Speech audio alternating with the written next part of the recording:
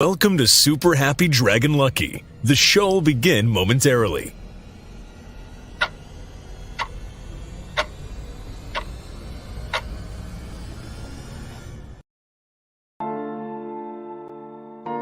But why, some say, the moon? Why choose this as our goal? And they may well ask, why climb the highest mountain? Why, 35 years ago, fly the Atlantic? We choose to go to the moon. We choose to go to the moon in this decade and do the other thing. Not because they are easy, but because they are hard. Because that goal will serve to organize and measure the best of our energies and skills. Because that challenge is one that we're willing to accept, one we are unwilling to postpone, and one we intend to win. We choose to go to the moon. Hello, welcome to Super Happy Dragon Lucky, the Dragonchain Updates show. This is episode City 6, 0xc6, the 199th episode. A reminder, nothing on the show is financial advice, and make sure you stay tuned after the updates for a quick AMA. So this week, Dragonchain updates, we have Super Happy Dragon Lucky distribution from last week's show. So last week's episode created 512 lot. There was one question for 128 lot, one featured post for 128 lot. The host received 128 and Dragonchain received 128 lot. And so we moved to Den.Social updates. We have, let's see here, May 2023 LCP lLirs are now live. So the LAIR creation process is complete. And the number one proposal in unique votes was real estate, and the number one by lore committed was Australia. There are 156 lairs to date, separate DAO communities with over 235 million lot NFTs created to date on the system. Let's see here. Now we go to Coffee with Den. So update on Coffee with Den. There will be no show tomorrow. Dave is traveling, so he'll be back Wednesday, May 31 at 9 o'clock Eastern, 1300 UTC. And also there will be no DENDAO updates because of travel, because both Dave and I will be out.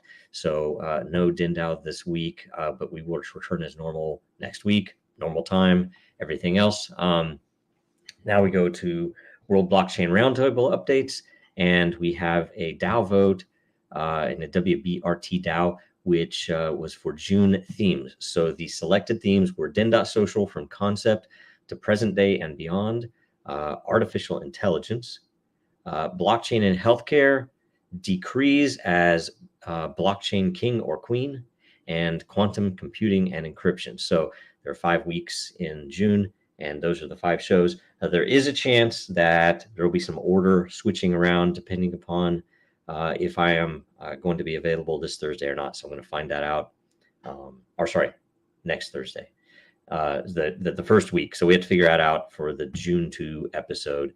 But either way, those are the ones that won. Next, make sure you watch and share last week's episode, which was on fiat on and off ramps. The more views it gets the first week, the more lot all of you will get. It was a good show. There's a lot of good info, and the roundtable's pretty smooth now. I think that John is the consistent MC, so I like that. And episode 105 will be this Thursday, May 25th at 1100 Eastern, 1500 UTC. The topic is reinventing insurance for the mobile generation. Make sure you leave a blockchain-related question or subject to discuss. There is some interesting stuff in that area. I have even talked to some people way back in the past about it. Nothing ever came of it because I think a lot of those companies didn't know what they could do yet, but there's still a lot of potential. So, okay, so that's everything. So now we'll go straight to the AMA with no break. So each participant with a unique question will get LOT from the Dragonchain layer. You will get a single credit for even if you ask multiple questions. And we reserve the right to revise and extend my remarks. So the first was from IM4AM. Thank you for the question. It's a great question. DENDAO functionality. Have you looked at other blockchain DAO admin platforms? Yes, not all of them, of course. And how does our DENDAO compare? So, I mean, I think generally we looked at it from a radically different perspective than a lot of them. Most of the ones that I've looked at, although some of them have some really, really great features and functionalities, a lot of them focused purely on the crypto-centric Web3 audience. That is, people who have hardware wallets and people who are buying and selling NFTs primarily, right? And so you look at a lot of that, and you can see that DENDAO, the main difference I think was that we came at it from the perspective of trying to make this usable by by your grandma. So if somebody can log into Facebook, you can still get the functionality and features, and even have NFT ownership and do other things, but primarily functional things with your participation, so that effectively, in each of these communities, they can do various types of governance. But DENDAO itself, I still like the model, and I do think that it's been very successful, that we have both sides. Well, I guess multiple sides. We if you look at it from one perspective, people who are doing things that are economically rewarding to the community, or they have some weight, and they have a controlled and a transparent amount of weight. And the people who are building communities have a weight purely based upon the performance of the communities. That is based upon how much they have generated from their the communities that they are involved in. And then the people who are content creators have a definite piece of the pie. And so it's a super interesting concept, because it's effectively, I think, proof in the pudding that you can use behavior to counteract what might be a whale effect in a lot of the DAOs that are out there. So, and there are various things that we've tried in other DAOs, like say with WBRT, for example, that have worked really well.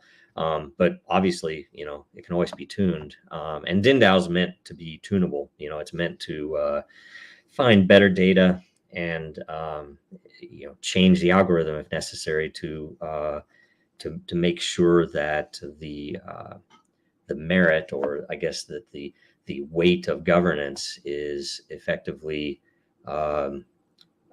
controlled by your behavior inside of the system. So that's the biggest set of differences, is behavior itself. And you could map that. I don't know what the world will call it, because they'll definitely make up their own term for it and claim it on their own. But that it is essentially using behavior to counteract known issues with DAO economies. So really cool stuff. And that's what makes it special and unique.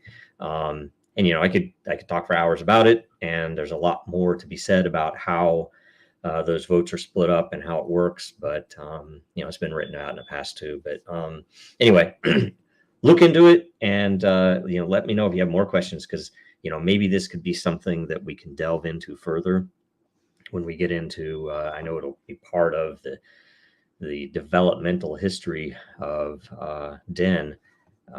Where it came from. So, there'll be a roundtable show that's entirely on that. So maybe we could get a lot of questions that, effectively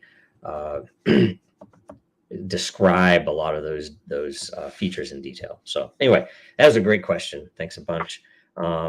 So you'll get credit for that. We have one piece of featured content, which is, let's see here, Neogenian, I think that's pronounced right, a fresh start for innovation posted by Hyperion Frequency, Hype Freak, one of my favorite denizens. Neogenesis refers to the emergence of novel concepts, technologies, or movements. It signifies a transformative shift, symbolizing rebirth and innovation. Examples include disruptive startups, groundbreaking scientific discoveries, artistic revolutions, and societal paradigm shifts. I love it. That's great. Tons of good info there. By the way, that's super interesting to me because I do think that were we in any other industry, were we not associated, this is like say Dragonchain and or Den, were we not associated with the crypto world, and didn't have the largest and most well-funded regulators in the world coming after us because they don't understand what we actually are trying to build, and they think that they're what I want to say, that they're masters who are effectively paying their bills under the table. I think they think that we might be threatening those masters at the banks, but I'm not from Goldman Sachs, and I don't have any interest in the banking world. Frankly, I never wanted to be a junior banker. That if that were not the case, we would probably fit into this, because I think some of the stuff that we have introduced to the world is at that level, or at least in that family, that it's very transformative. It's very different way to do things, yet we've been so far chained down with a lot of unnecessary and unconstitutional issues. So when all that passes, then hopefully the world will get to use some of this stuff. We'll see, I guess, right? Anyway, thanks for that post. It's great. You get credit there. And we still have the code for May active until the end of the month for Liberty-2023 for merch. So go in there and buy some. Speaking of Liberty, there's some really good Assange merch and some Kennedy merch and some other stuff. So go check that out. And also go to the legalfund.dragonchain.com and, contribute if you can. There are a bunch of different ways to contribute. If you have spare crypto or anything else, we're going to use it entirely for the the legal proceedings, and we'll see how that goes in the coming months. So that's it. That's the whole show. Make sure you watch Super Happy Dragon Lucky again next Tuesday at 1500 UTC, and the roundtable this Thursday at 1100 Eastern, 1500 UTC. Make sure you follow Dragon Chain, Real Denizens. Meet Jojo Rowe on Twitter, on Den, LinkedIn, everywhere else. Make sure you like, comment, share, and subscribe. And that's everything. Thanks. Because